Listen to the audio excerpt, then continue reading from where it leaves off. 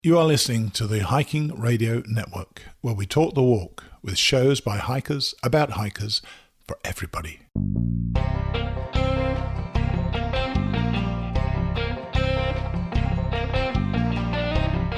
This is the Hammock Hangers Podcast, where we hang out and talk about everything from hammocks and hammock camping to the group hangs from around the country.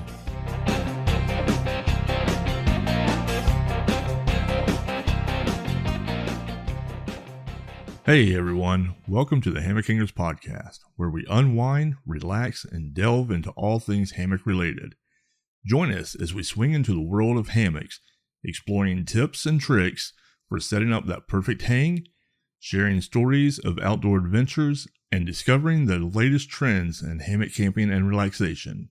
Whether you're a seasoned hammocker or new to the art of hanging, this podcast is your cozy corner to kick back, escape the hustle and bustle of everyday life, and soak in the soothing atmosphere of the hammock culture.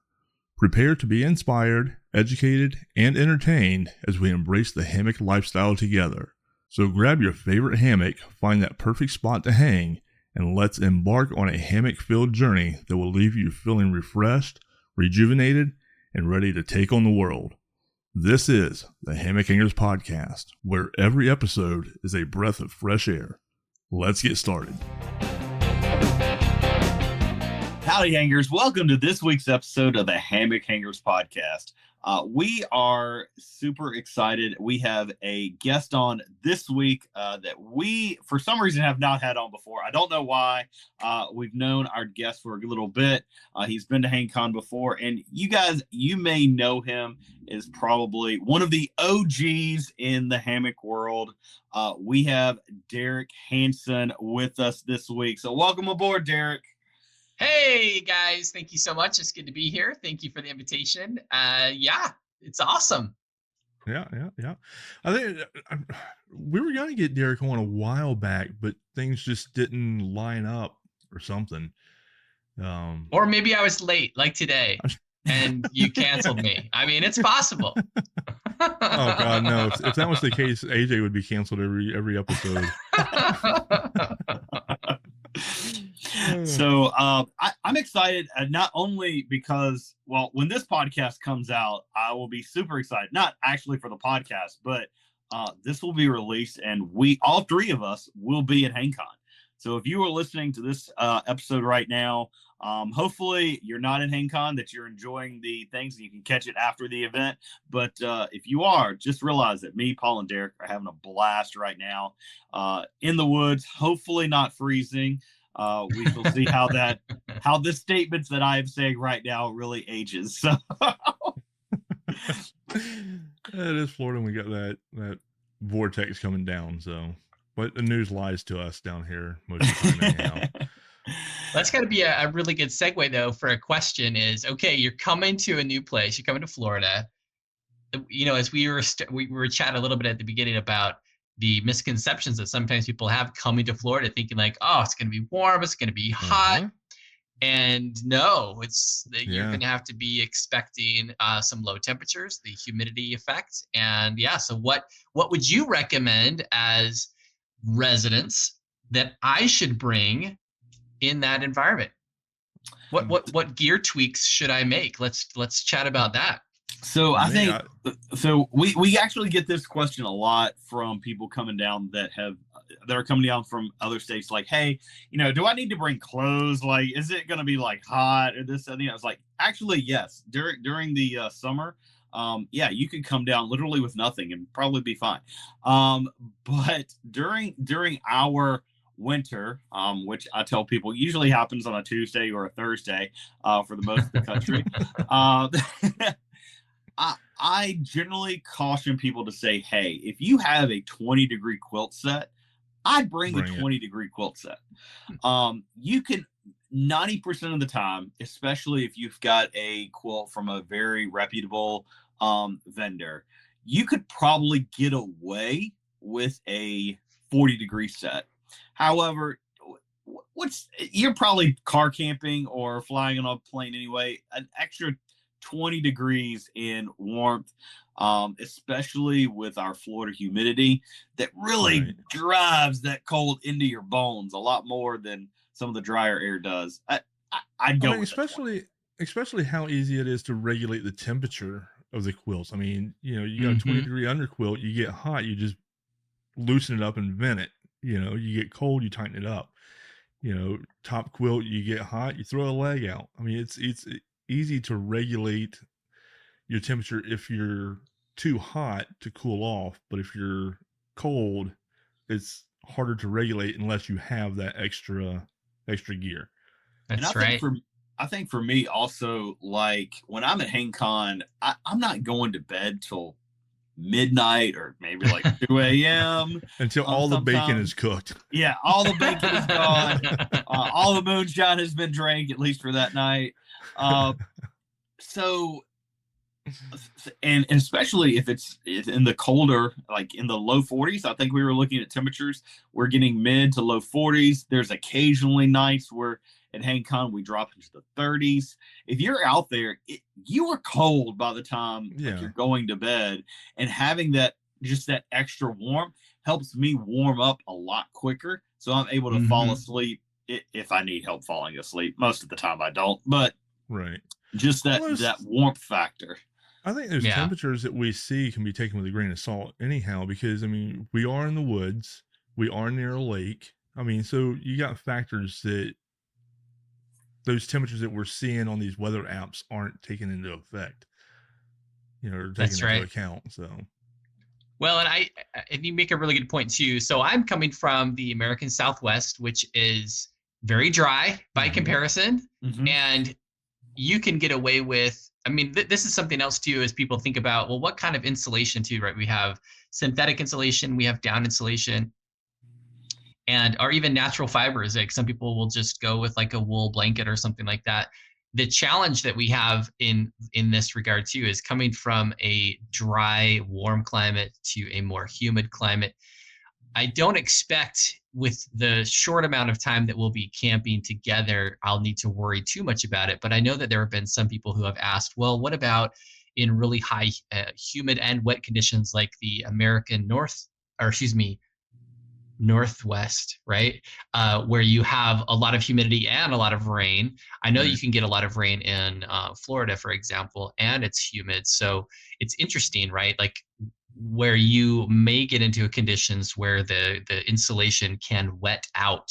And is that a challenge? I know, again, I'm not worried about that in this case for the HangCon, but do you guys have similar issues like the Pacific Northwest in America with insulation getting wet out, or have you ever had to worry about that? I don't know. I've never really worried about it. I mean, because if I know that, like, I know the mornings down here, can have a lot of fog and dew and stuff like that. So generally, during the wintertime, I normally pitch my tarp fairly low anyhow, so I don't have a whole lot of that moisture, get into my quilts. I mean, I guess I've felt when you hike the AT, major. When you hike the AT, did you have any issues with your down getting wet? Because I heard it rains occasionally on the AT. Every once in a while it does. And the only time that I ever got wet was because of my own stupidity.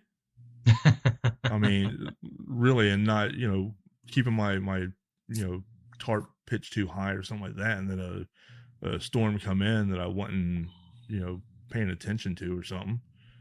Yeah. But I mean, other than that, no. I remember like early in my hammock life, I guess, I really worried about that. Like I would bring an underquilt protector, even if there was like the slight chance of like rain. I'll probably get a lot of experience with this coming summer, because the plan is to head out to the Vancouver, Whistler area in British Columbia for our summer vacation this year. So I'll hopefully get a little of that.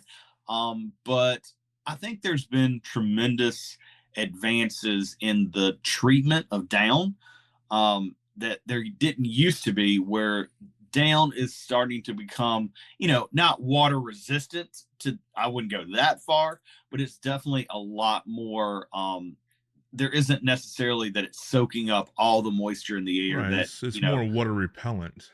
Yeah, it's definitely repelling a lot more of the water. And the fabrics that these vendors are making quilts out of are having a little of that as well. They're calendared, so they've got that, but they're also breathable. There's a lot of voodoo science that go into these quilts that I'm thoroughly convinced of. But I remember another vendor that we had a few years ago. They did a demonstration where they just took. They were doing a comparison between synthetic and down, and even they took the down and dunked it in water and pulled it back out, and it was still pretty intact. It didn't immediately soak up and clump together. So, right. I think that the advances that they've made in down technology, for lack of a better term, has really helped mitigate a lot of those fears, especially just for me. Right. Unless you end up falling in a lake or something with your pack or something. There's nothing that's going to help you there. But other than it's usually I think in the long-term, like week plus camping. A tip that I learned from Andrew Skunkape years ago was when he did his, I think it was either the Great Western or the Northern. He did a winter trek across basically Canada. Okay.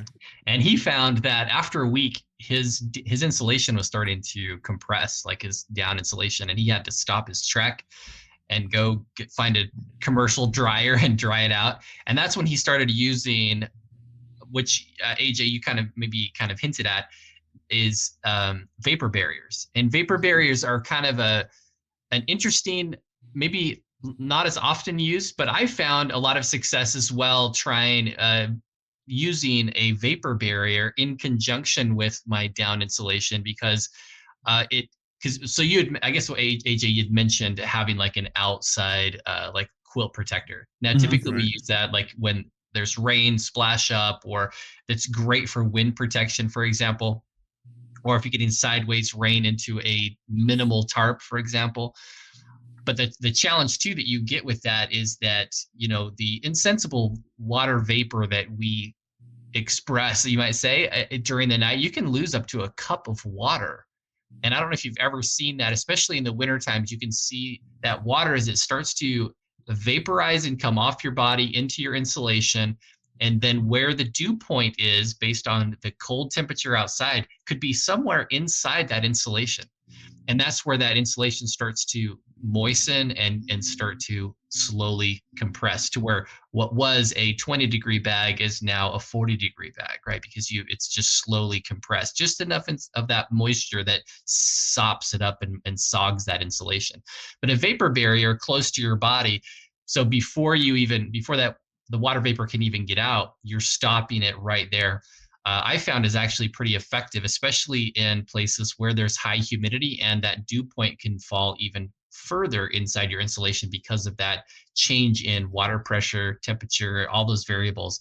But I know that a lot of people don't like vapor barriers because you can get that wet feeling, right? You get out of your bag and you're moist, right? You're damp.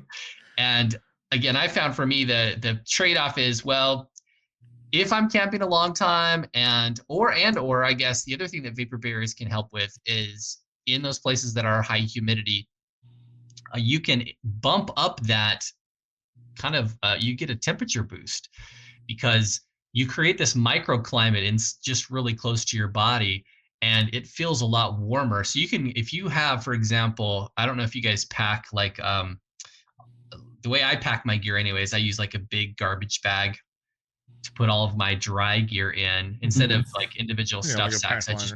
Like a pack liner. Yeah. Pack it all in there. And then I can use that garbage bag as a pseudo vapor barrier. It may not come to my full body, but I can, if it's really cold, it's a great way to kind of an emergency, you might say, wrap your body in that bag and you'll get a boost of warmth. So anyway, those of you that are going to be at HangCon with us, maybe we'll demonstrate that a little bit. But anyway, just wanted to get your guys' thoughts on, dealing with, or in those places where you have a lot of moisture, a lot of, humidity and whatnot, how do you deal with it? So thanks for letting me divert the conversation a little bit as we're preparing for that. Yeah, and so I think also we occasionally do get at least one day or one night at HangCon we get some sort of rain. That tends to be the MO of our event every single year. So now for me personally, all the tarps that I use on a regular basis have some sort of doors on them. I like the doors. And having that ability to kind of close everything up for not only for the rain, but also for the wind as well. And from personal experience, I can say that the wind is a lot more your enemy than the overall temperature. Because I've been a lot warmer at 40 degrees than I have been at 60 degrees with a breeze. So it's one of the pros and cons of hammocks, right? When we dive into that, one thing I loved about hammocks when I first got it, because I got into hammocks living in Virginia, so that's where I started, and so a little bit more familiar with the humidity and heat in Virginia. And when it was hot summer days, I loved that convective cooling. I loved the ability to just have, because we spent nights, as you probably have too, in a sweltering little dome tent with Boy Scouts, and it was the most miserable. It's a sauna. It was horrible. But tents definitely have that advantage, to your point about when you have a shelter that can completely seal off the wind can be a killer in pulling that heat off. So that's definitely pros and cons. And then where it's a challenge with the hammock is, man, if you've got wind, you are so exposed. You've got to do something, right? You've got to do something a little bit different, either an undercover or a full, big tarp to mitigate those challenges. Yeah, I'll never forget. Me and my son, we went on a backpacking trip, and it was like in May. So the lows for us were something like 67 degrees. I'm like, oh, I'm fine. I don't need another quilt. Like, I'll just be fine. It'll be okay. Oh my goodness. The wind kicked up just a little bit, and I froze at like 67 degrees. And it was it was definitely a learning experience. It don't matter. You know what else is interesting about that too is the other thing I learned a hard lesson on is diurnal temperature shifts.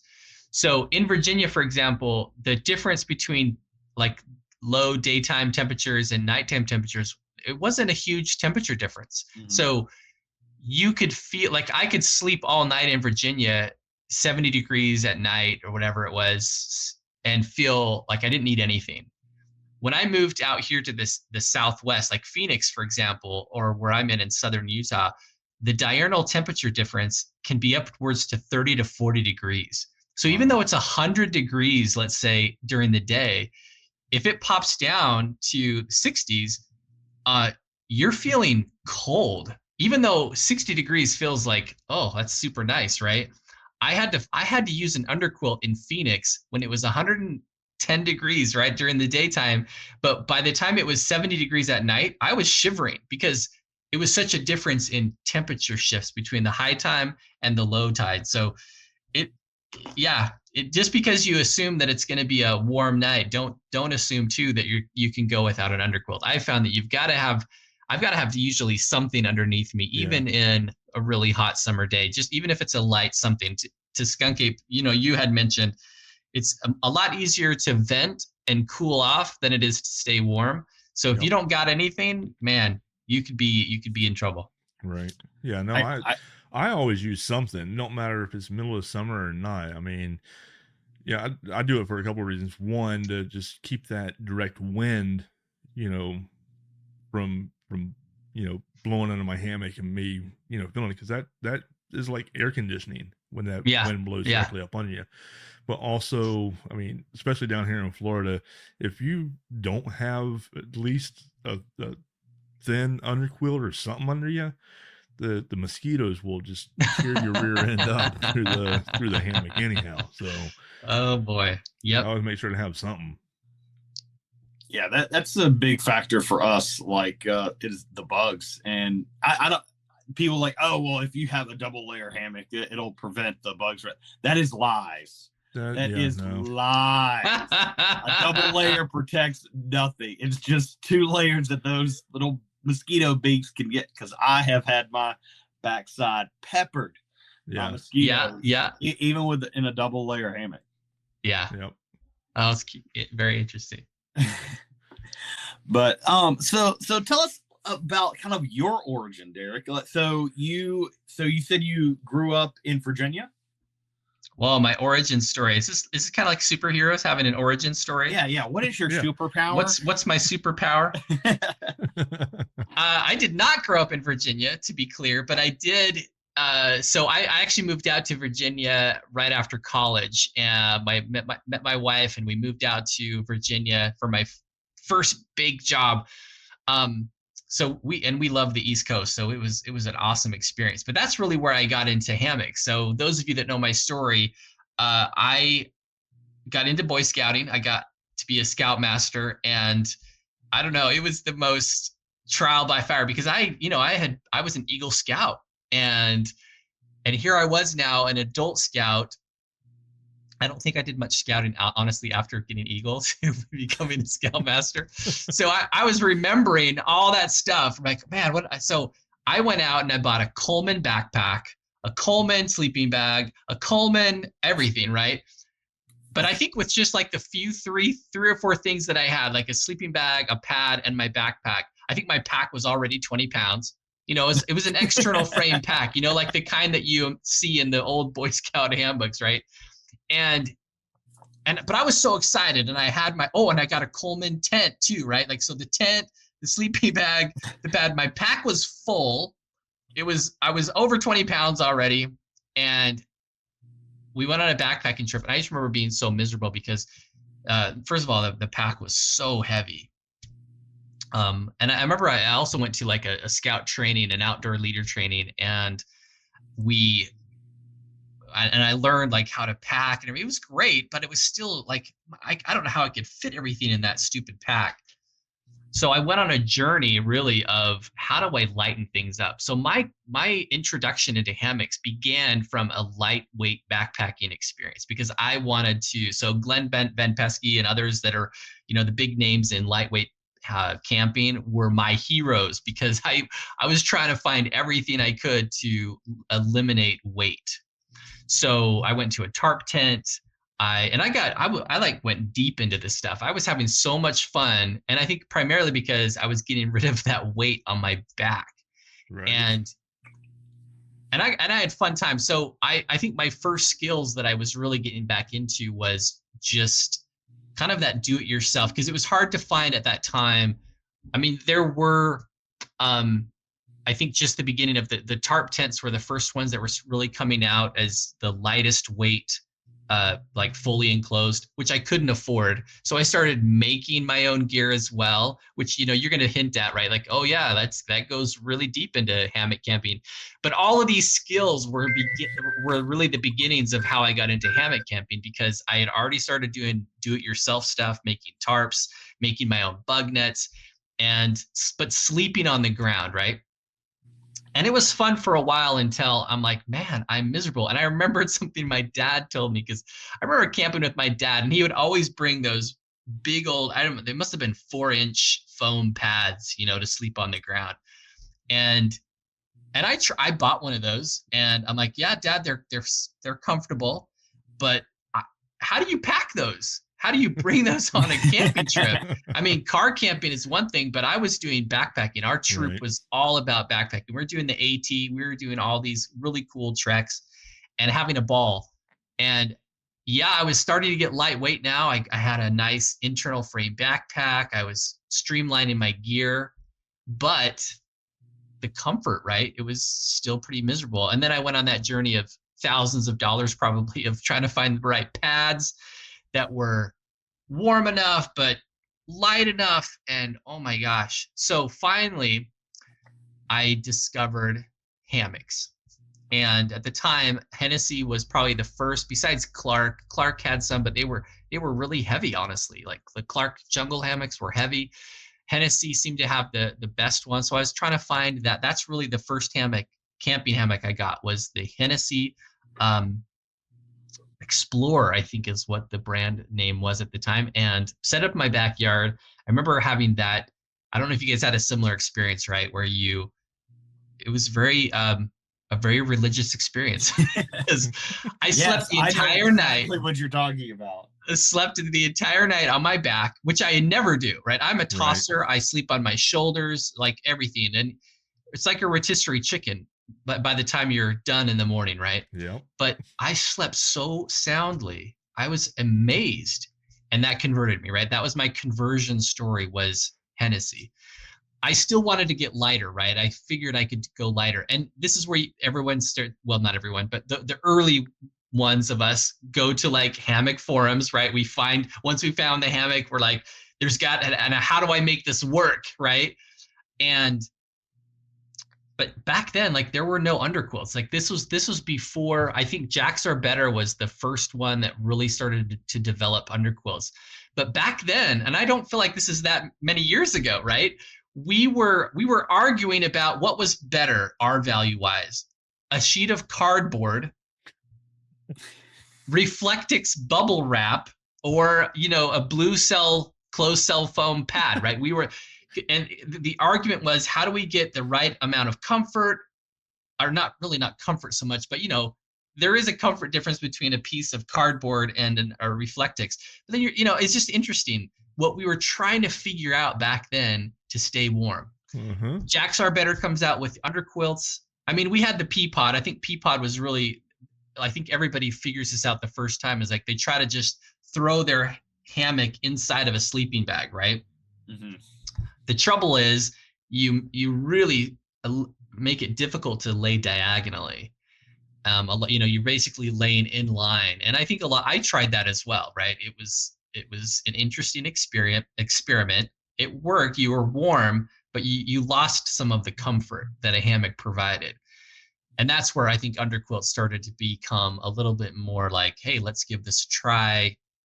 But yeah, so that's kind of how I started, was lightweight backpacking, really going deep into that, going kind of, the minimalist route. It was fun, but also it was good background for me. So for me, I actually still prefer the lightweight, ultralight. If you talk to me about hammocks, I mean, yes, I've got a museum's worth of hammocks now at my disposal.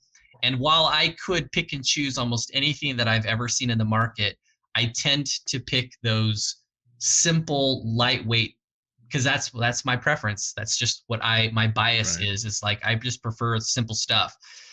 Even underquilts, like some of the underquilts that have come out recently, where there's multiple tie-outs, multiple elastics that do all kinds of great things, don't get me wrong. But for me, I'm like, I get tangled up in that. I'm like, I prefer just a simple tie-out, make it great, and I'm done. So anyway, that was my beginnings, was a Hennessy hammock. And man, my wife was not happy with me, because I just spent like all this money, right, on ultralight ground camping, and now I'm like, now I got to do hammocks. But I'm so grateful that she let me do that, because yeah, it began a whole new journey of discovery. And man, hammocks were the thing. Honestly, the second hammock that I bought, again, trying to go lightweight, was, and I don't even know if they make these anymore, it was a Grand Trunk Ultralight. It had the same dimensions as the Hennessy, right? It was like 9.5 feet long, 4.5 feet wide. I think you could pick it up for $20. Super cheap hammock. And I loved that. I used that for years. I mean, no bug net. It was just a simple hammock. But it predated all of those other like ultralight hammocks that we have today. But yeah, those are kind of like my favorite early hammocks, were just very simple, easy hammocks. And that one was you said like a 9.5 foot? Yeah, all of the Hennessy's originally were 9.5 feet long. Okay. And what I marvel with Hennessy, I don't know if you've ever met Tom. He's a great guy. His thinking was all around camping, right? So, and if you think about it, I honestly laugh about this a little bit. Today, hammocks have just ballooned, right? Right. If you talk to anybody today, they're like, a 9.5 foot hammock. Are you kidding me? If it's not 11 feet, I'm not even trying it, right? If it's, now we're talking about 11 foot, 12 foot hammocks as the standard. But back then, 9.5 foot hammocks, that was like, and the reason I think it was dialed into that size was because the longer a hammock gets, the bigger all of the accessories have to be, right? You've got to get a bigger tarp. You've got to get bigger accessories. So I think Hennessy found that nexus of it's just big enough for most people. Now, keep in mind, this is back when hammocks were pretty well starting, right? Right. For most people. And of course, you all know he had that bikini style tarp, right? The asymmetric tarp. Right. That's what went with every single Hennessy. And now I think people just laugh at those. Like, really? You're gonna try to camp with that little bikini strap? It's like a G-string. Like, really? Like, especially compared to like your palace tarps that AJ was mentioning, right? With 4 doors and sidewalls, and some people, you've got poles that are popping it out, right? Like, to me, when I look at those things, I'm like, yeah, those are awesome. I would never backpack with one of those. That's my bias. If I'm car camping, sure, yeah, that's fun. But I can fit my whole family in that, right? Like, right. And that's just for one person, one Hennessy. No. But yeah, so that's what I use at HangCon is my Walhalla. I call it the behemoth. I think, and we do fit our entire family. Yeah, right. Yeah. You can. I think he calls it his dining tarp, but I call it the behemoth. But yeah, that's what I use, and it has the poles, and so I can arch it all the way down to where it's pretty much touching the ground and closing the door, so it's basically a tent. Yeah. That my hammock is in. And I still got plenty of room that I can walk around in. I can have my chair up in there and everything else. But I mean, I wouldn't do a long distance hike or anything like that with it. Right. I mean, I would love. Well, that's an important thing. I think whenever I've done gear reviews, it's kind of ironic actually, because that's one of the first things I get comments on is, "Well, that's so heavy." I'm like, well, okay, keep in mind, that's not for you then. Like, right. I mean, weight is a little bit immaterial. That it all depends on what you're looking for, right?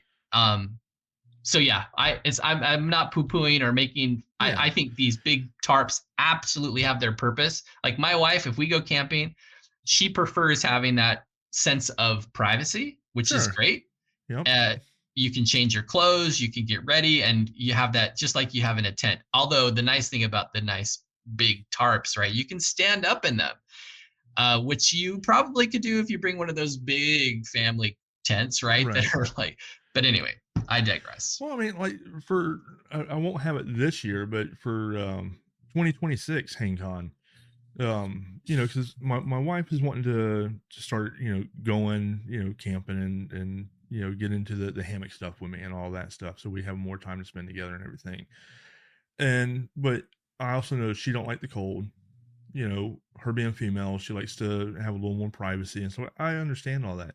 So for 2026, I actually just came across, this, like 2 weeks ago, I think. It's called the iDome. Have you seen that? Yeah, I have. I mean, yeah, it's huge, it's like 60 something pounds, it's for car camping. I'd love one. Just to be clear. Set it up. You can put two hammocks. Put 2 hammocks in there. You got plenty of other room to set up everything. It's full privacy. You got the windows. If you want to roll them down, you can. You can roll them down. You can get. That's them up. Basically a mini yurt. Yeah, that's exactly what it is. Yeah, so it's great. 2026, I plan on getting one. They are. Cool. They are a little expensive, but I mean, it's just money. No. See, I'm gonna do the normal. I'm gonna say it's for my wife. It's for your wife. It's justification for me getting it is for my wife. It's great for these big events, right? For a group hang that you can. Oh, it's awesome. I would love to bring one of those. Yeah. I mean, that's the reason that we bring our pop up to HangCon. Yeah. Steve from Hang Tight. Uh-huh. He actually has one of those that he's bringing to HangCon. He's gonna have. I can't wait to see it. He got the top and all that printed with his logo and all that stuff. So that's gonna be his booth, basically. Nice. So I can't wait to see it either. So That's great. He said he got a good deal on it when one of the marketplaces or something. I was kind of jealous whenever he was telling me about it. Be quick. Yeah. So Derek, when you got into hammocks in the exploration of going kind of ultralight, and you had mentioned kind of the earlier days of hammock forums. When did you decide to say, "Hey, I've gathered enough information, I've done enough research, I've bought the gear, so you don't have to"? What was kind of that change of plans for you to go into the information disseminating role versus the intake? Oh man, what a great question. I don't know how people begin that either. I'm sure that there's for me,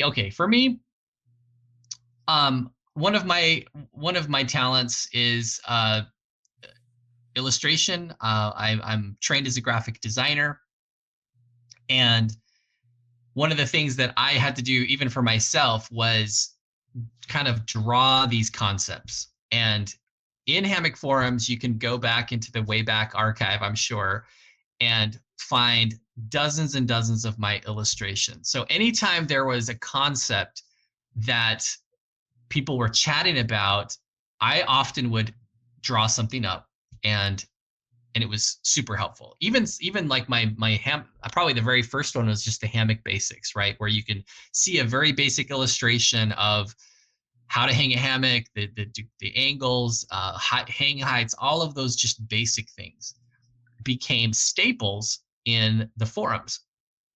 And of course, probably like a lot of us early, maybe even today, like hammock forums became kind of a drug, right? You just went there every single day. You checked every hour to see if somebody had posted. It's very, very social media-esque, right? And the trouble though with the forums were that everybody's asking the same questions over and over again. And despite how often the moderators would say, "Hey, we're going to pin these topics because they're super popular," everybody's coming in saying, "Hey, how do you hang a hammock? And what's this? And what's this?" They're like, seriously, did you do even any level of searching on the forums? Because we have answered that question 100 times. And anybody that's been on the forums a long time knows that you see that. So I was in the same bout. Like I was answering the same questions. I was reposting or relinking to these illustrations. And I kind of got to a point where like, you know what, I'm kind of tired of doing that. Like maybe there's a better way. And I actually chatted with some of the moderators. I did not think of myself as an expert by any sense. There were a lot of people, Just Jeff and Sergeant Rock and others, these names that you probably are familiar with. They were the founders, in my opinion, of the modern hammock camping gurus, people that really had done this for years, even before I got involved, right? And as I've already mentioned, I got involved where maybe at that juncture of where underquilts were starting to be developed. So hammocks had already, established themselves. Hennessy was a pretty well-known brand. Clark was pretty well-known. And then we had a couple of offshoot brands that were starting to come in. Eno was coming in, Grand Trunk was coming in. But I was not. I wouldn't consider myself the founder of any of this information. So I actually talked to some of these people. I said, "Hey, look, I've got this idea. You write the book, and I'll do the illustrations." Because that's what I was really excited about. I had all these illustrations, and I had some ideas, and I thought, let's do a work together. And I pitched that to a few guys, and nobody seemed really super interested in that. And so I finally got to a point where I'm like, well, maybe I could do it. And so that's kind of where it started, was here's an idea, maybe we can make this work. And eventually I just wrote the book. And it was actually a lot easier than I thought in terms of, I do have a lot of experience. Like I said, my background in scouting, my background in the kind of ultralight world, doing a lot of do-it-yourself stuff really lended itself to, I have a lot of experience. It worked out okay, but really it was the illustrations, because I was inspired by some of the books that really inspired me were some of these, you've probably seen them, these mini, I think it's Mike Cleland is the author illustrator of like ultralight backpacking or lightweight backpacking. And I loved his quirky illustrations, and it was very visually oriented. And that's appealed to me because I'm a visually oriented person. I love seeing the thing instead of just, writing about it. So once it all came together, my first book, my very first edition, was very much like those Mike Cleland. It was very small and little and lots of illustrations, and it was fun to put together.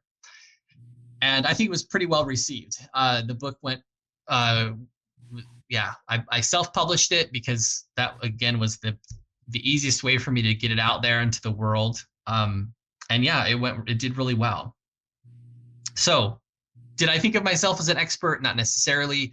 In fact, I worked with a lot of people to try to just give them early versions of the book, get their their sign off, you might say. So I did have a few people that really helped me kind of make sure that I was saying this the right way. Today, do I think of myself much more of an expert? Yes. Do I have a lot more experience? Absolutely. So, but yeah, at the very beginning, I wouldn't have considered myself an expert. I was just trying to visually express what was out there in a way that made it easy for people to, in one spot, get everything they needed to see. Yeah, and I can attest to that. I remember when I first got into hammock camping. Of course, again, I hopped on the hammock forums, Black Hole, and you're 100% correct. It was so much information being poured into there, and so many questions. But again, I agree. You see that a lot of the same questions over and over and over. And I think that's pretty much the case with any internet. Oh yeah, forum. yeah. Right. Have you Googled that yet? But I remember, getting into hey, I really want to, take a deeper dive into this. And for me, I'm a very visual learner, so I can completely attest to that kind of same mentality. It was Shug's videos, and I remember I got your first edition of your book. And I remember reading through that and going, for one, I read the entire thing. For those of you that know me as a math teacher, I don't read. So, I read your entire book, and I love the illustrations because for me, that spoke to me as a visual learner. You can tell me things all day, and you could have, a book about it. I'm probably not going to read it if there's not pictures. But I'm just being honest. I found your book extremely helpful, and that kind of guided my, even though I was reading it in a completely different factor than maybe you had published it. At that point, I was still over 400 pounds. So being ultralight was not even on my radar. And even backpacking was not really on my radar, although that would come very soon after. But I remember going in and seeing, all right, what are my options for suspension? What do I need to know about hanging a tarp? It's not going to have, it's impossible to have every sort of facet, and every sort of piece that you need, but to get the basic premise of to A, to B, to C, and you can be successful. Yeah, there's nuances between A and B or between B and C, but, you can be successful following this general plan. And even if you find the most perfect system for you, give it a couple months. Something will change. For sure. And so I was just saying, I'm thoroughly appreciative of that first book and having those illustrations, because that really spoke to me as a visual learner. Oh, I appreciate that. Well, and I think where I started to go even further, where the second edition, which actually I have a copy of, right? The red cover. Yes. Or orange, whatever. I, going back to that first edition and seeing where its strengths were, what its weaknesses were, I wanted to kind of go back in and kind of, I don't know if you call it my magnus opus, but I felt like, if I could just put a little bit more time into this thing and really put more information in there, I think it'd be really helpful, because a lot of changed. In fact, as I've looked, I was talking to my wife about this, as I look at the industry of hammocks and the how the market, we started very early in, and then it's got its peak. My second edition came out, I think, nearing the peak of where hammocks were really becoming mainstream. We saw a ton of new vendors coming in, a lot of energy in the marketplace. And my book, that second edition, I think reflects that. I tried to put in a ton of information about all of the different vendors for the different, do a lot of comparison charts, and really built out a lot more illustrations and more, goes into a deep dive a little bit even further to more suspension options.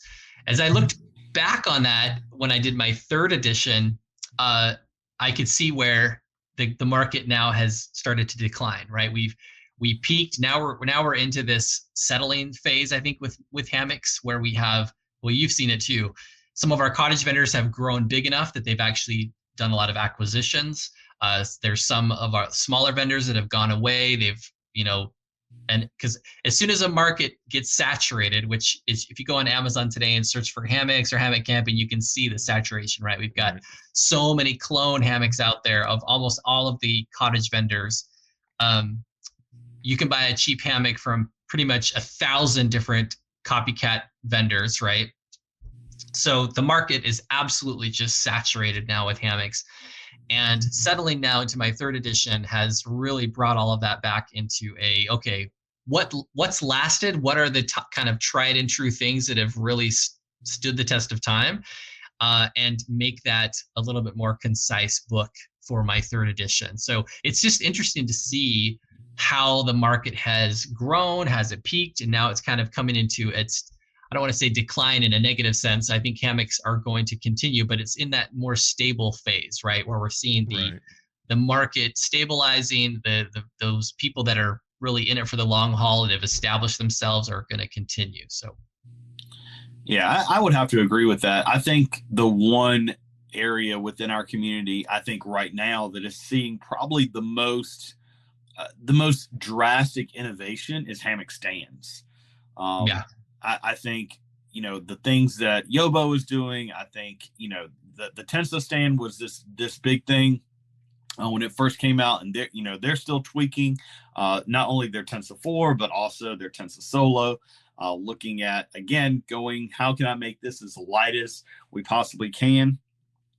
When this is released, I might be laying in a Yobo cricket stand that's made of carbon fiber, So I think, nice. but I agree. But I agree. Like we've kind of come to the settling out, where a lot of the big innovations have happened, but you're still getting micro ones here and there. I think for me, the attached underquilt, it seems like that's something new relatively, but you're seeing a lot of, you take the Superior gear, and then you take, the Dutch Chameleon, the quilted chameleon. They're both insulated hammocks, but they give two very different user experiences. Mm-hmm. And again, that's not something new. That's been around for a while. In fact, I want to say that I had my very first insulated hammock that I ever bought. I bought from you, Derek. Did you really? I think so. It was one that you reviewed. It's from a company that Bonefire or something that's gone. No, it sounded very similar to Superior gear, but maybe it was the Superior hammock or something like that. Oh yeah. And in fact, I think I still have it. That's awesome. Imagine that. Yeah, I think you're right. Hammock. So, go ahead. Yeah, so that concept has been around for a while, but again, even from that first one that I bought from you, and looking at my Superiors, looking at my Dutch quilted chameleon, they're still very different hammocks, even though the concept are essentially the same. Yeah.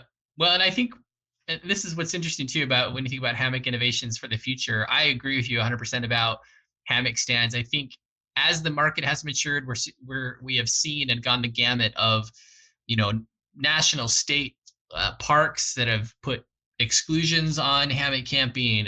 You can't tie your hammock here and there. So I think that's a great place where innovation is coming out of a little bit of necessity, right? Where people want to take their hammocks in places where maybe they're not allowed to, or where there's not places to hang. It's the American Southwest, for example, where I live, hardly any trees. So it's especially in the campgrounds, where you want to be. So yeah, I think hammock stands are, and not only just standalone stands like the Yobo stands, but also like truck mounted or hitch mounted stands are becoming, we're seeing a few more of those. I think those are great. I hope to see where that market is going to go. Insulated hammocks, like you said, have been around for a while. I know there has been a lot of chatter for years over, is this going to stay? I think Superior Gear has done a great job of staying in the race. I hope that they will continue because they have such an amazing, that's my wife's favorite hammock. And I think the niche for insulated hammocks is kind of where my wife is too, because those of us that have been hammock camping for a while, I guess we're used to some of the interesting ways that you maintain coverage, right? Like hooking your foot underneath a 3/4 length underquilt, making sure that the elastic stays in the right place, or the shoulder clips to make sure that it doesn't slide off your shoulder, right? Like we are maybe a little more used to that, or understand now the tricks of keeping an underquilt in place. But I will tell you, for my kids, for my wife, for a lot of new hammock campers, that's a challenge. And having something that doesn't move, that sticks with you, I love it. So yeah, Sheltoe I think is one of my favorites. Superior Gear is great. Even the underquilt that Warbonnet came out, which is basically a fitted underquilt that was diagonal, but it's basically sewn into very lightweight, almost hammock. So it not only, but you can detach it, right? It's the Wookiee. The Wookiee, right? It hugs the hammock in such a way that seals everything in, kind of like Sheltoe when they came out. And I love that concept, but it also can be removed. So you could, in a sense, it's just a very fitted type of underquilt, which I think is a great way of pushing that innovation. The Evolution hammock. Oh, Evolution. Yeah. Oh my gosh. You have that. I do. Was that your old one, Derek? Is that the one? Yes, I bought it from Dick. Yeah, yeah. There's so much gear that I've had that like I said earlier in the show, maybe I should have created a hammock museum. I don't know if anyone would ever come to it, but I think. Well, I have one of your artifacts. Yeah, one of my decisions that my wife and I made was, well, we either have to get rid of some of these hammocks, or you have to do something with them, because I couldn't store them all. So yeah, over time, I just started selling these off and getting them into honestly the hands of people that would use them, because I can't sleep in all the hammocks. Or store them for you. Like AJ. Yeah. Take care of them. Yeah. We're having that conversation too, but I have not given up yet. Yeah. So it's tough. How much hammock camping does your wife do with you, Derek? Well, is she into it? Because I know you just said that her favorite is the Superior and stuff like that. So yeah, she loves the insulated hammocks. Absolutely, it makes my life easier too, because when you're taking care of your kids, that's another tip that I have in my book about, how do you camp with kids? Because I've gone the gamut of like getting up in the night over and over to like fix underquilts because they're cold. Getting them in bug nets, all that crap. So yeah, my wife definitely prefers the attached underquilts. Right. We've gone on some amazing epic backpacking trips. So we did the Kalalau Trail together in Kauai, my wife and I, and that was probably my very favorite backpacking trip with my wife.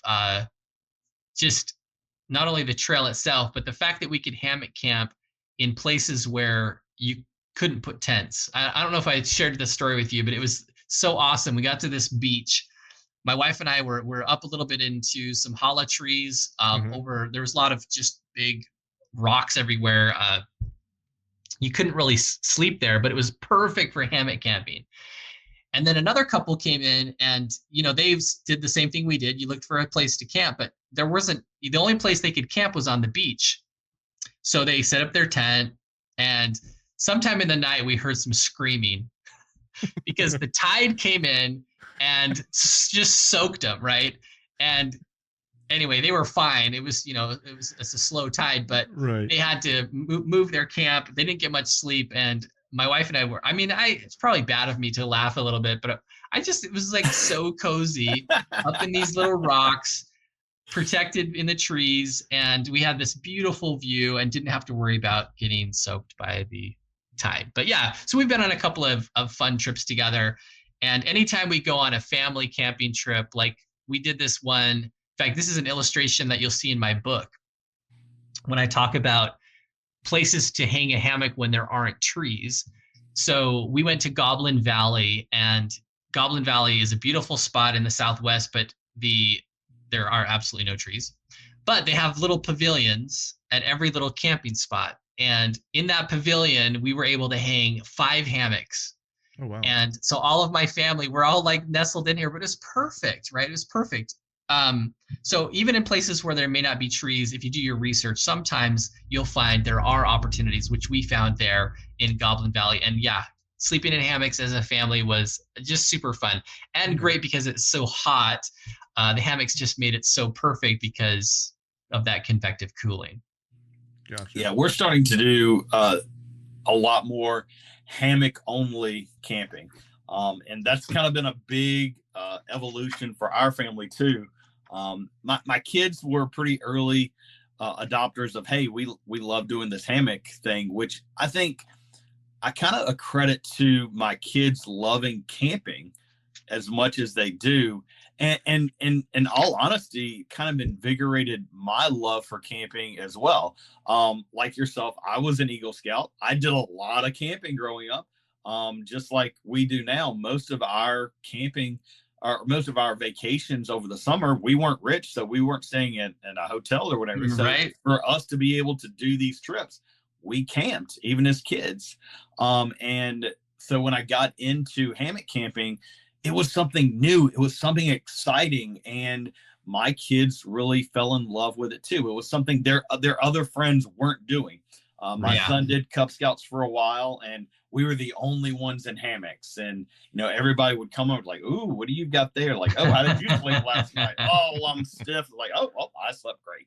Right. I know, right? You almost feel guilty, or I don't feel guilty as much, but I loved getting up in the morning and be like, man, because everybody, that's kind of the first thing you do is you get up and like complain about what a horrible night you had. And I felt bad. Like, actually, I slept so good. I was warm. I was comfortable, and sorry, but I enjoyed it. Right. See, I think my wife is going to enjoy it once, she gets out there, with me and all that stuff. My biggest thing is I got to be able to keep her warm and comfortable, so I'll probably end up getting her one of the superiors or something like that with the integrated, quilt. So it's no fiddle factor for her. Yeah.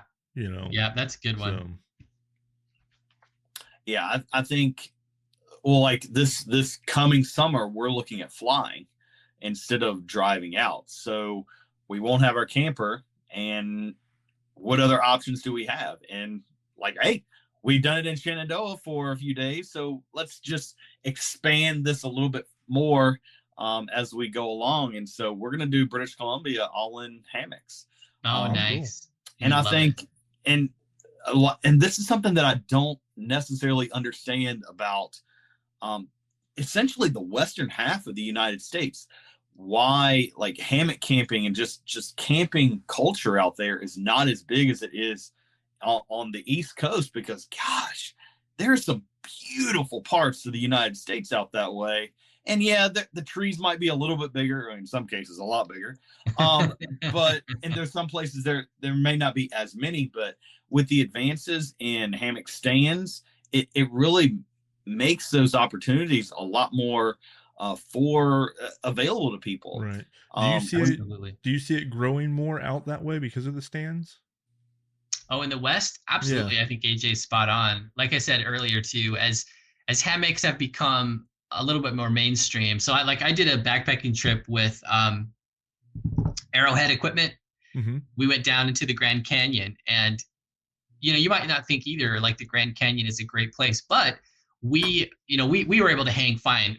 But we hung on all of the different shelters in there, and we had a great chat with the park rangers, and they are absolutely open to, like, for example, an Eagle Scout project or some type of a community service project, because they have requirements already to hang, like in like Yosemite and other places, hanging bear bags and things like that, where they could have stands built in so people could hammock camp in those places. As popularity grows, as interest grows, I think those parks are going to find that those are opportunities that they want to take advantage of too, because it's a better experience not only for the park, because again, when you're camping, oftentimes you're spreading the damage. So those of us that have been to Philmont know that they restrict you to sleeping in certain places, and those places get absolutely impacted. Yep. But that's how they're trying to manage those lands and make it so that it's enjoyable year after year. But if you're in a place that gets that high impact and you put up some hammock stands, not only can you increase the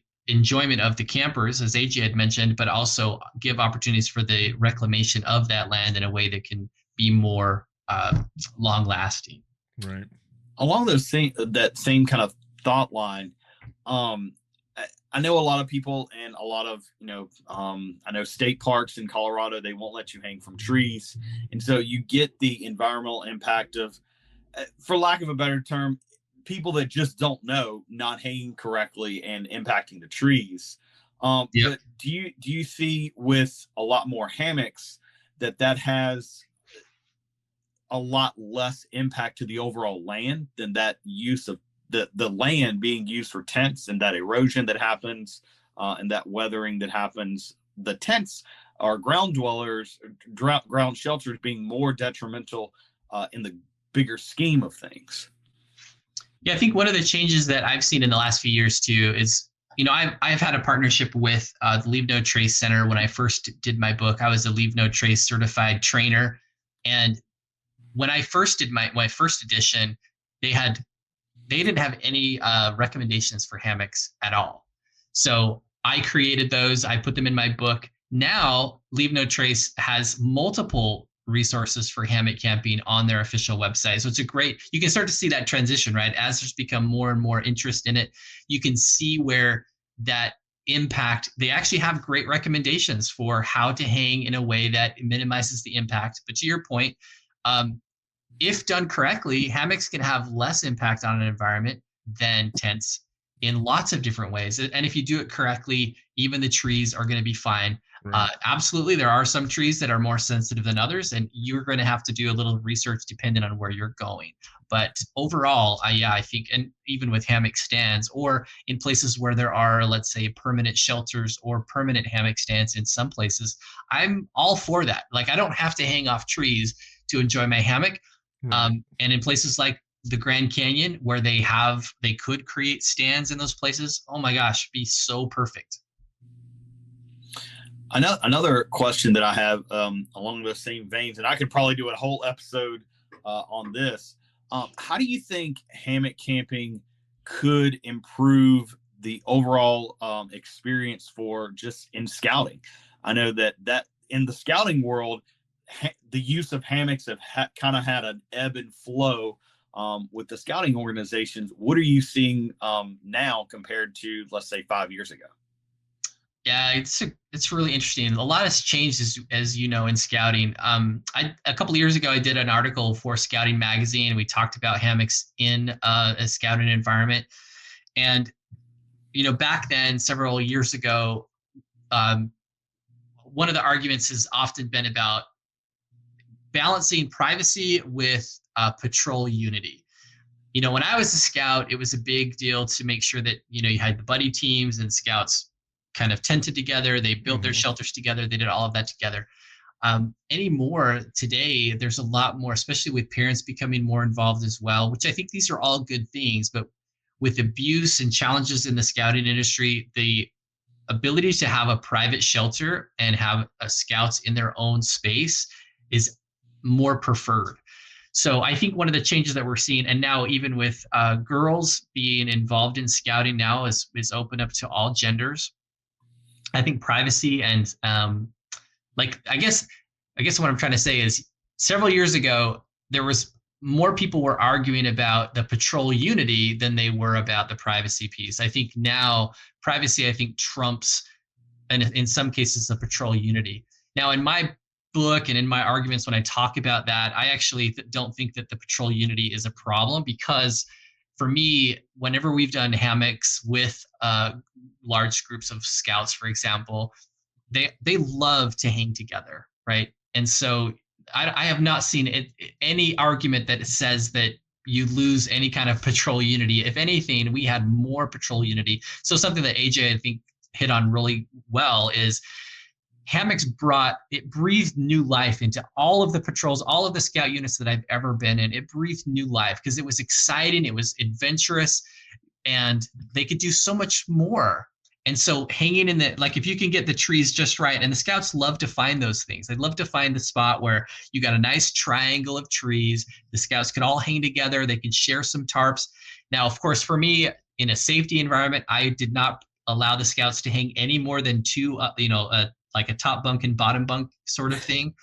I know that there have been, and I've got pictures of scouts that try to do the big old ladder of hammocks. Mm-hmm. So yeah. I don't encourage any of that, but they can still hang close together, and you can get, as many as 6 in a tight little triangle if you wanted to. That's like a whole patrol. You could not really do that with a little pup tent, for example, right? But you can, overlapping tarps and other things. It's actually a great way to bring those scouts together. Now, I don't know what the future will hold with scouting. I think with any kind of groups camping, the advantages or disadvantages of the types of shelter need to be met, not only with the rules and regulations of the organizing body, but also with the preference of parents and the scouts or, participants as it may be. So I'm supportive either way. I think there's opportunities where it can really enhance and improve those experiences. But I think you've got to have great adult supervision as well, right? Because scouts are scouts. They tend to have fun, and there's nothing wrong with that. But swinging and goofing off in hammocks can lead to other issues. So you've got to really be mindful. But that's the whole scouting. If you're familiar with the training methodology, the sandwich principle, right? Discipline is a big part of that, and supervision are all a big piece of any type of youth experience. Yeah, I kind of agree with you on all those points. For me, I think having that patrol unity, and that was something that was kind of frustrating for me, having the focus be all on patrol unity seemed to be a very, for lack of a better term, a very extroverted thought process. It's like, hey, I'm extrovert. I want to be with my people all the time.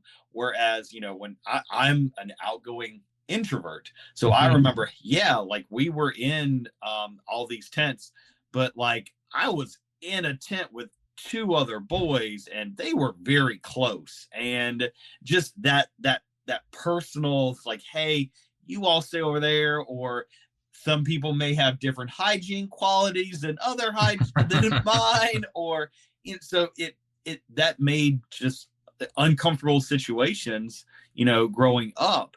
And having that hammock thing, like, hey, I've got a lot of air coming through here, so if you haven't showered in a couple days, like that kind of is hot boxed in this Walmart tent. But also we see the unity happening at hangs. Like, when we go hang, we're not looking to spread apart from each other. Like when my crew goes for our planning hang a few weeks ago, we came and we were camping really close together. And again, stands offer that opportunity to say, hey, I can set up wherever I want, whether there's trees or not.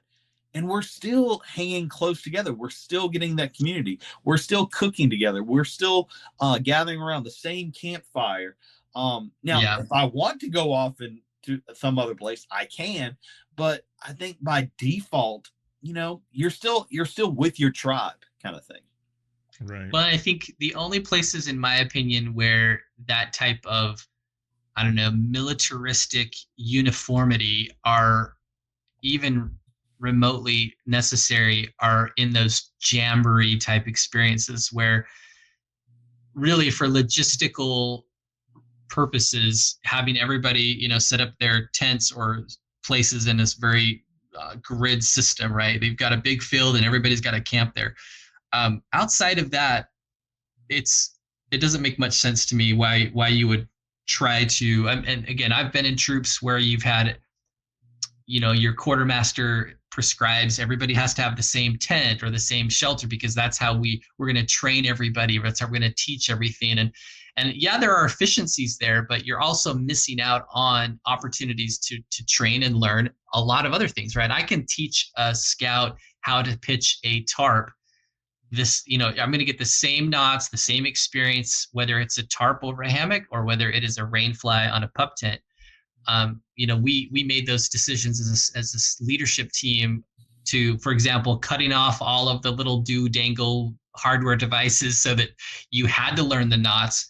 And so I think there are ways as a leader, as a core, to make sure that you can still use what we call kind of the planned inefficiencies in scouting or any kind of a group organization to teach the methods without getting hung up on sometimes the preferences, right? You're trying to teach principles rather than just preferences of, well, we've always done tents, and so we're going to stick with that.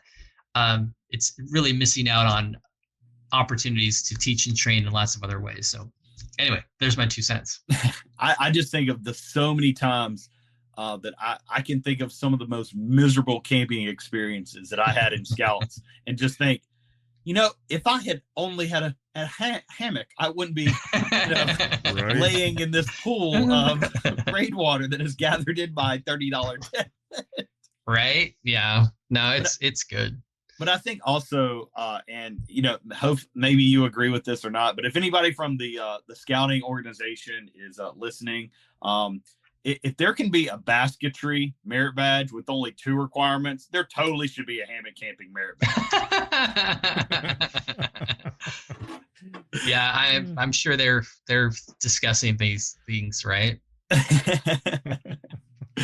Oh my goodness. Well, we will be hanging out with you when this episode releases. What are some new things on your horizon? Like, what are some things that you have maybe in the works? Your new book is just coming out. Let's talk about that a little bit. So, your new book has release, correct? Yeah, thanks for asking. I'm super excited. I made a commitment to myself when I put out the first edition to try to keep things updated. The second edition was my attempt to, I don't know, maybe I went a little overboard because maybe if I could just put everything in one big book, I won't ever have to update it. My third edition, I think, is an apology to myself and everybody else to realize, you can't do it all. So let's talk quick about what's different about the second edition and the third edition. I know you can't see this on screen, but the second edition is huge, right? It's like the I don't know what you call it. Book. It's like a college manual. And I think my goal originally when I did the second edition was I wanted more space to draw. I wanted to have bigger pictures, but you're also limited in the publishing world. They have standard sizes that they kind of conform to. Yes, you can create a very custom page size, but not only are you wasting a lot of paper, it just costs more for production. So jumping to that big size was the most economical, I guess you might say, because if you know anything about the printing industry, they have, the printing presses are a certain size, the signatures that they print on are certain sizes. So dividing up that page to be the most economical gives you these standard book sizes, right? So that it fills up the page correctly. So one of the things that has changed since the second edition too is manufacturing costs have gone up. I think we've all seen and experienced that. And I was pressed with Amazon digging in more into the cost of the publications. Like, you know what? One of the first things I have to do is I've got to make the book smaller so that it will print correctly and have everything that it needs. I also got a lot of feedback from people because the second edition included a whole section on do-it-yourself. And while I love the do-it-yourself section, that was one thing that I've taken out of the third edition. I do have plans. So as answering one of your questions is, well, what about that do-it-yourself section? I'm planning to come out. That's probably going to be a project in the next year or two, is really building out a do-it-yourself thing and doing it right. Maybe some partnerships with other people. We'll see. That's still in the works. But the second edition, or this third edition, has really streamlined a lot of information. I think sadly, I had to take out a lot of stuff that is no longer relevant, right? All of the lists and comparisons that I've done have really been simplified because, let's face it, a lot of the companies have gone out of business. They don't exist anymore. So there's a lot of updates that you'll see in the book that are just reflecting the current state of the market. But I tried to make it as future-proofed as possible. So where I could try to eliminate a lot of direct comparisons or manufacturers that maybe are too small or esoteric, I've tried to do that. But there is still a lot in there. And I did leave a few things in this third edition that you really can't find anywhere today, but I felt is still relevant for people to understand. Like hammock stands are a great one, right? There's some great hammock stands that don't exist today, but I think they can provide a model, I'm hoping, so people can still get some information about things in the book that can help inspire them and get information to do things in the future. There's been a ton of updates to the illustrations. There's been several additions to the book that you'll see that I'm very happy that I could include, and a lot of updates to different illustrations just to refine them a little bit more. So I feel like this third edition is a much more refined, hopefully very well future-proof for years to come. Obviously, it's got a smaller form factor, a new cover design. But yeah, for the future, I think there's going to be a little bit more with do-it-yourself in the near future. And I should probably give notice as well. I actually now have 2 books for sale. Some of you may know this. I've got the Ultimate Hang, which is the Bible, you might say, of hammock camping. So it covers everything from choosing a hammock to setting up a hammock and hanging it correctly, and then all the details about staying warm, staying dry, and staying bug-free, right? That's kind of the premise of the book, but it's really about hammock camping. I did create a much smaller book that I call my Hammock Basics book. And the Hammock Basics book is really, reminds me of that first edition that I ever created, right? It's very small, I actually had a lot more fun creating that book because going back from a place of much more experience, was fun to just say, okay, what are the nuts and bolts of just hammocking, not camping? There's not a lot of camping information in that book. It's really just, I'm new to hammocks and I want to set up a hammock. And I wanted something that people could more easily get their hands on. It's a cheaper book. It's smaller. It's easy to hand out. So those are the 2 books that I have today, is the Hammock Basics, which again is it's kind of got a pirate theme to it. I had a lot of fun illustrating that one. But it's really about someone that's new to just hanging hammocks. And then the Ultimate Hang, that's everything. I mean, you can go way crazy and deep into, like you said, which suspension system is better for me. And I tried to cut out a lot of my opinion out of the book as well, which I'm sure a lot of people are happy about because I can be pretty long-winded.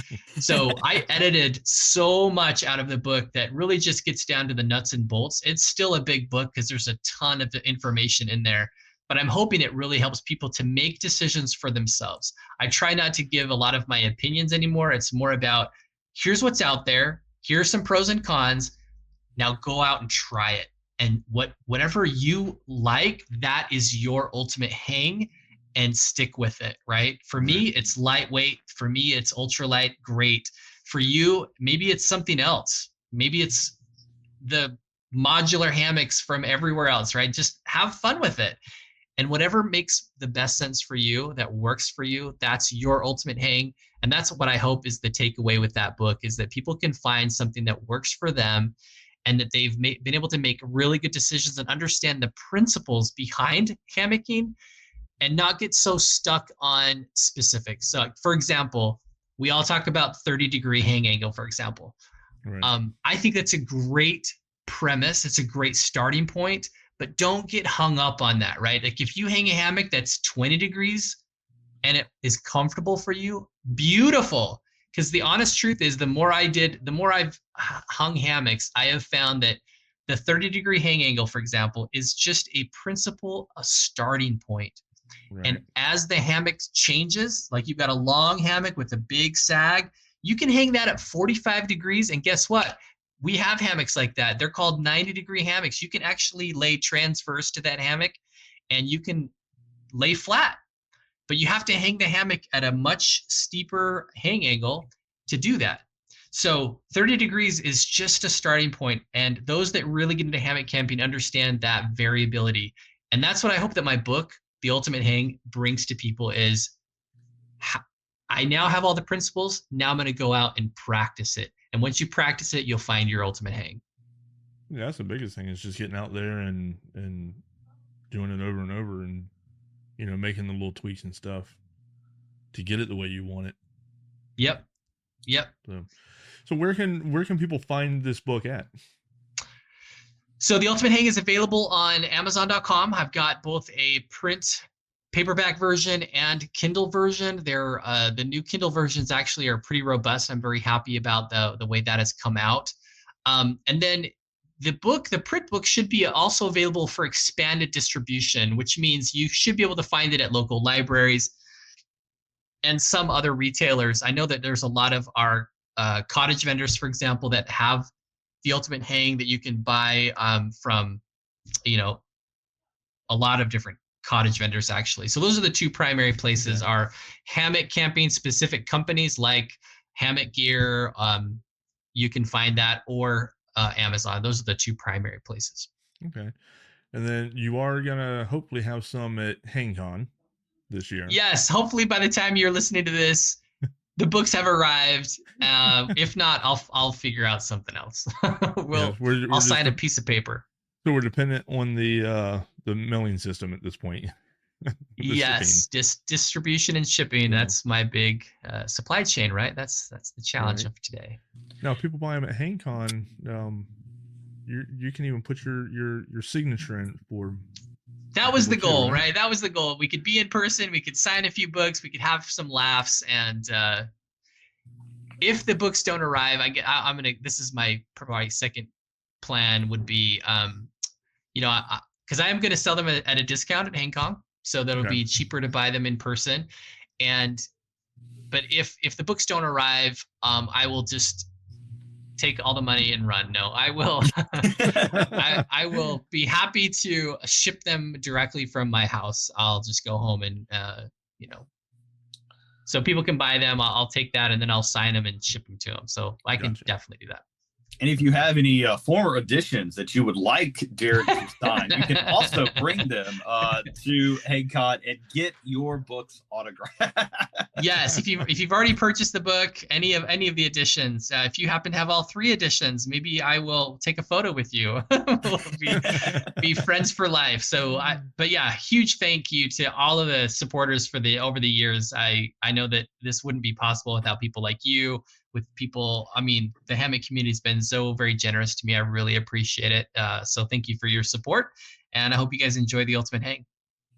Awesome. Well, Derek, we thoroughly appreciate all of the times that we get to spend with you. I'm sure that we will thoroughly be enjoying our real time as listeners are listening to this. And we're excited to see where the book sales go. Also, the new books coming out. And also, people can find you on YouTube as well. Yep.